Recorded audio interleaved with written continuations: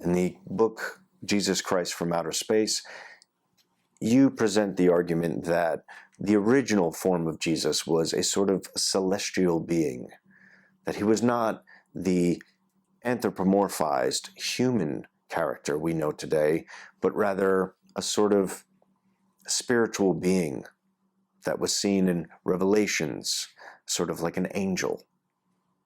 Yeah, so my thesis, which is not originally mine, there's a scholar by the name of Earl Doherty came up with this idea that when you read the letters of Paul and you read them with no blinders on, you just read them as they are through no filter and pretend that you don't know the Gospels are coming, you don't know the rest of the New Testament is coming, you just read the letters for themselves.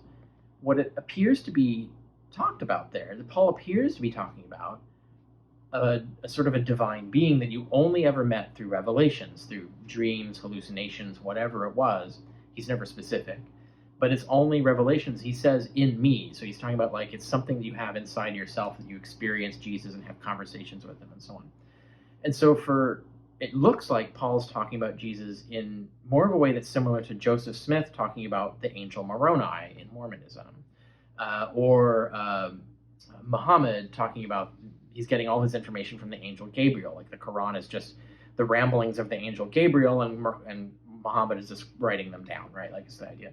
So Jesus is more like Moroni or Gabriel. He's this visionary being. He wasn't an earthly human that you would meet that way.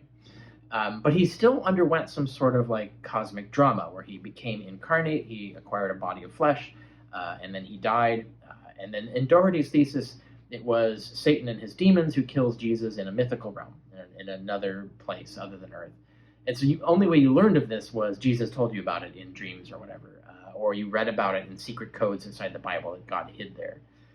None of this actually happened on Earth. And so this basically Paul's going around, the other Christians are going around preaching this revelatory being who said, hey, I've undergone this incarnation and death, and therefore I have defeated death for all of you, and I've got salvation for you.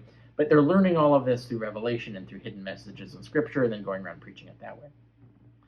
When we get to the Gospels, let's say the Gospel of Mark, which is believed to be the first one, that appears to be the first time anyone imagined Jesus being an actual preacher in Galilee, walking around and meeting people historically, like interacting with Pontius Pilate, interacting with Caiaphas, the high priest, and so on. Those ideas don't appear to exist in Paul's time.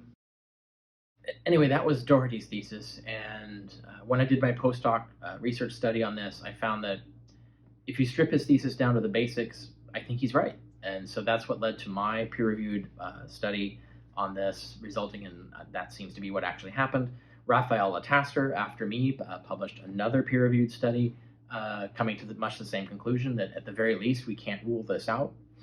And so there's actually like serious scholarship now, serious actual academic scholarship questioning the historicity of Jesus, that it actually evolved in this way, that it started as a revelatory being and became this historical figure later on.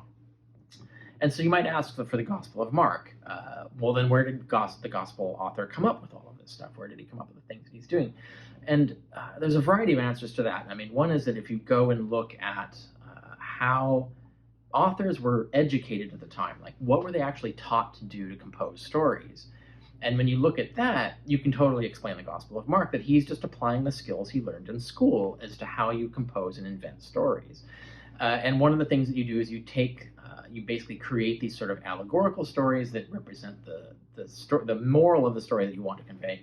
But then you tell an actual story that looks ostensibly historical, but actually has all the symbolism in it. And of course, Mark himself has Jesus teach this. It's about the parables. So Jesus would tell a story. The Good Samaritan is one you run into later. But these various parables that he says. But then Jesus, secretly takes his disciples away and says, oh, by the way, don't take those parables literally. There's a hidden meaning that's the moral of the story that's important. It's not literally.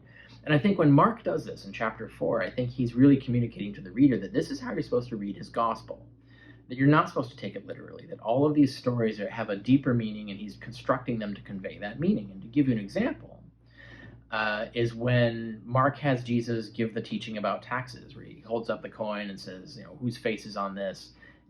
Render unto Caesar what is Caesar's. And you get this cute little story that sort of conveys this idea about You shouldn't care about money, so you should pay taxes. It doesn't matter because the money is irrelevant. Your God is not mammon, right? And so that's the story. But of course, when you go back further, you go back 20 years to Paul. Paul has no knowledge of Jesus saying any of this. Like, he never quotes Jesus. He never cites Jesus as an authority. Paul clearly just has to come up with this doctrine himself. And he writes about this in Romans chapter 13. And he's like, well, here you just have to pay your taxes, and here's why. And he gives reasons, but it's clear that he's coming up with this himself. It's just something he has to come up with ad hoc. He doesn't have any Jesus tradition. And so what Mark has done is he's taken this sort of like this prosaic sort of lesson that Paul's just straightforwardly saying in Romans 13, and then he turns it into a story about Jesus telling this pithy saying and doing this witty thing to convey the same point that Paul was. And you can go through the whole Gospel of Mark where he's taking pieces of Paul, stories in Paul, things that Paul said, and then turning them into stories about Jesus, and he does that a lot. He does other things. He borrows from other literature of the time. He borrows from Homeric literature. He borrows from the Septuagint, which is the Greek translation of the Old Testament. So a lot of the stories that Mark tells about Jesus are really stories about Moses that he's just revamped and retold in a certain way. And the idea is to use that to convey how your values, the values of Jesus that you want to sell, are better or newer and should replace the old, stale teachings of Moses, right? Like, Jesus is the better Moses.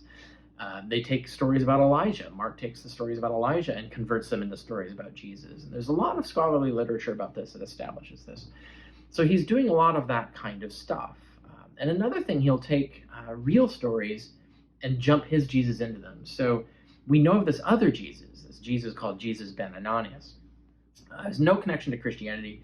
This is decades after Christianity began. But it's this famous Jesus figure who is this sort of Jewish prophet, kind of a crazy sort of fellow, but he has this sort of story that is told in Josephus's book, The Jewish War. And he tells a story about Jesus ben Ananias, preaching a story, and then he's hauled in by the Jews, and he's brought before the Romans, and eventually he's let free, and he eventually gets killed by Roman artillery during the siege of Jerusalem.